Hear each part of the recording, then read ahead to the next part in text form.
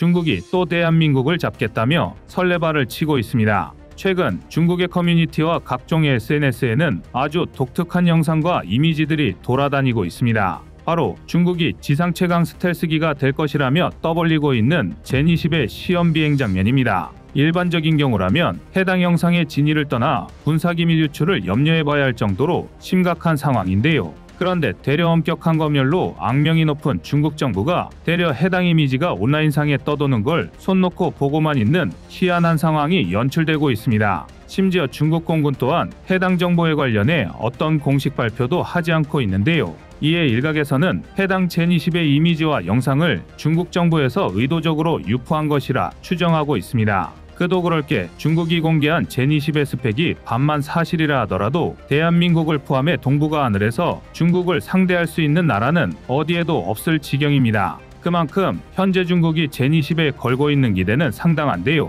그래서 준비했습니다. 오늘은 대한민국과 중국의 공중전력을 1대1로 비교해드리겠습니다.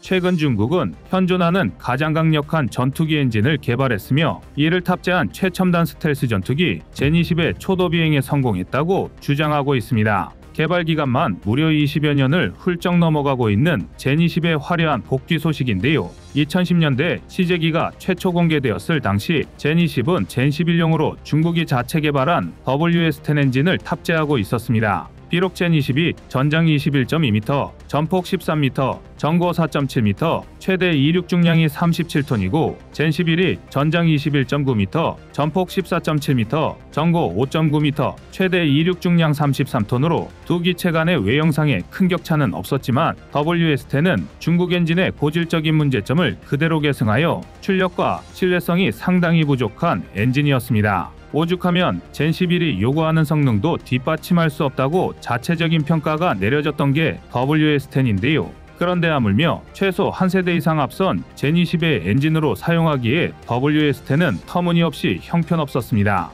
실제로 중국은 젠20을 순수 국산이라고 홍보하면서도 뒷구멍으로 몰래 러시아산 AS-31, AL-31 엔진을 밀수입해 젠20에 탑재했을 정도인데요. 이로 인해 중국은 젠20을 2017년에 배치되었다고 주장하지만 실상은 아직까지도 개발이 현재 진행형이라는 게 전문가들의 중론입니다. 더군다나 5세대 스텔스기로 설계된 젠20의 엔진을 중국이 자체 개발하려면 사전에 스텔스 노즐을 보유했어야만 하는데요.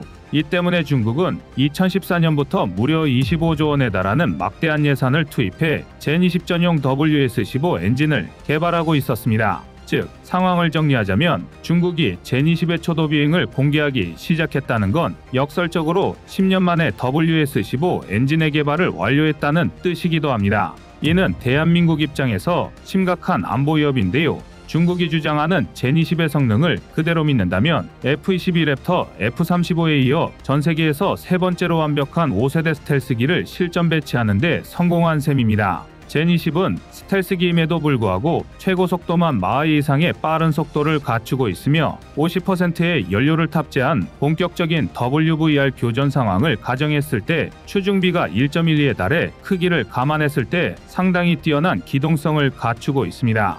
이쯤이면 현존하는 최강의 공중호색이라는 F-22에 비견될 수준인데요. 또한 중국에서 전자전 능력에 굉장히 신경을 많이 쓴 덕분에 레이더 관측, 전자군사작전, 전자전파 방해 등에서 우수한 시험 성적을 기록한 것으로 알려져 있습니다. 물론 이는 어디까지나 중국의 주장이고 부정적인 의견도 적지만은 않은데요. 우선 전문가들이 가장 의심하는 부분은 WS-15 엔진의 성능입니다. WS-15 엔진의 출력은 약 180에서 200kN 범위로 추정되고 있지만 여전히 신뢰성은 의심받고 있습니다. 이미 중국이 2017년에 WS-10X, 2021년에 WS-10C 등 WS-10 기반 개량 엔진을 젠20에 통합하는 방안을 연구 중인 게 포착되었기 때문인데요. 신형 엔진이 아닌 개량 엔진의 통합을 계속해서 시도했다는 건 WS-15의 성능이 만족스러운 수준이 아니었다는 방증이 될 수 있습니다. 그런데 WS-10C 통합을 시도한 지 고작 2년 만에 WS-15를 완성했고 초도 비행에까지 성공했다는 건 충분히 의심스러운 일입니다.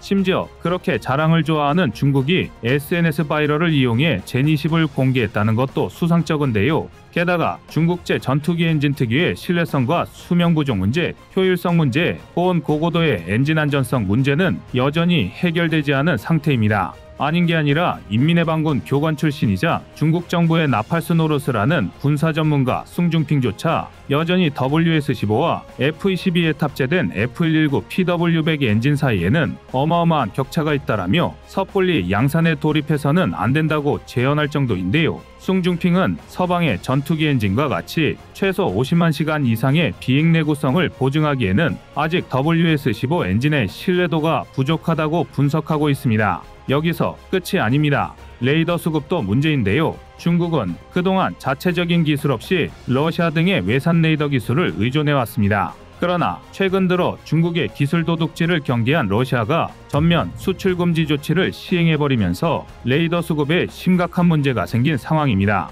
이외에도 실제 전투 상황에서의 효율성 문제와 그동안 중국이 등한시해왔던 전자전 시스템의 수준 차이 등의 문제로 제니10의 페이퍼 스펙을 고지고대로 받아들이는 전문가들은 상당히 드문데요. 심지어 일부 과격한 전문가들은 제니10을 정말 5세대 스텔스기로 볼 수 있는가에 대한 의문을 제기하고 있습니다. 얼핏 봤을 때 제니10은 내부 무장창을 탑재하는 등 F-35와 유사한 스텔스기 형상으로 보이지만 결정적으로 큼지막한 카나드와 주익 형상은 전방 RCS 값을 폭발적으로 상승시키는 최악의 사족입니다. 이에 다수의 전문가가 제니10의 스텔스 성능을 KF-21 보라매급의 세미 스텔스 수준일 것이라 추정하고 있는데요.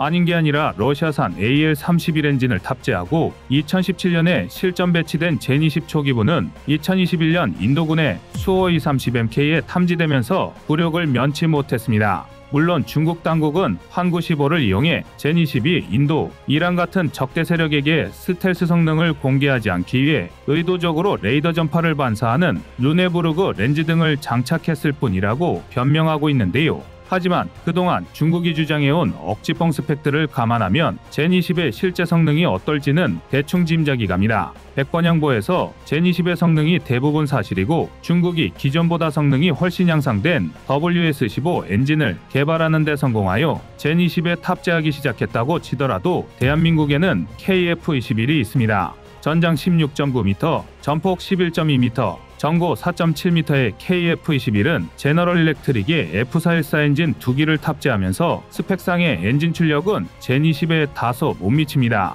그러나 컴팩트한 동체 덕분에 추중비가 1.15를 가뿐히 넘습니다. 기동성에서만큼은 다른 어떤 전투기와 비교해도 탁월한 수준인데요. 게다가 중국과 달리 A사 레이더의 완전 국산화에 성공한 만큼 레이더 수급 문제에서 자유롭습니다. 또한 KF-21이 분류상 어쩔 수 없이 4.5세대로 공표되어 있지만 S덕트나 평면동체, 반매립형 무장창, 매립형 안테나, 반사각 정렬 설계 등의 저피탐 형상 설계는 이미 5세대 스텔스기에 준하고 있습니다. 이뿐만이 아닙니다. KF-21의 캐노피와 주익, 미익 등에는 레이더에서 방출한 전자기파를 산란시키는 스텔스 도료 RAM이 발라져 있고 동체 내부 덕트와 플랩에는 전자기파를 흡수하는 특수구조의 RAS가 적용되어 있습니다. 이런 각종 저피탐 기술을 적용한 덕분에 KF-21의 RCS는 FA-18EF 슈퍼호넷보다 훨씬 낮은 값을 기록하고 있으며 F-16 대비 4.1배, FA-18EF 대비 1.2배 이상의 공대공 임무 효과를 기대하고 있습니다.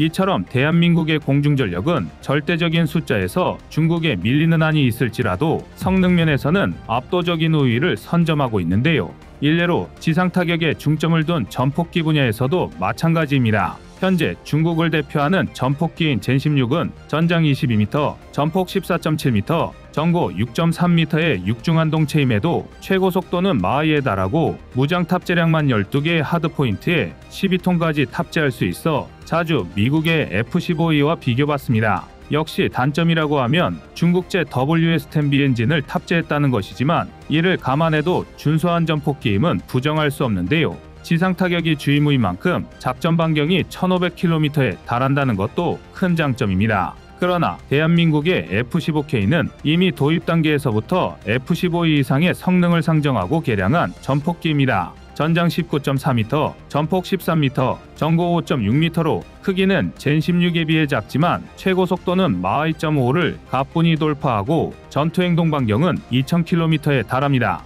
또한 컨퍼멀 탱크를 장착할 시 최대 15개의 하드포인트에 13톤이 넘는 무장을 탑재할 수 있습니다. 직관적으로 비교해봐도 젠 16보다 한 단계 이라는 걸 알 수 있으실 텐데요. 여기에 더해 F-15K의 기계식 레이더를 2034년까지 A사 레이더로 개량하는 사업까지 진행 중입니다. 해당 사업이 완료된다면 F-15K의 정보 처리 속도가 기존 대비 최소 1000배 이상 빨라질 것으로 기대되는데요. 이 덕에 현재 반자동인 전자전장비 또한 위험 포착 시 자동으로 교란 장치를 투하할 수 있도록 개량될 예정입니다. 이쯤이면 F-15K의 성능은 중국 젠 16이 아니라 미국의 최신 개량형인 F-15EX와 비교해야 할 지경인데요.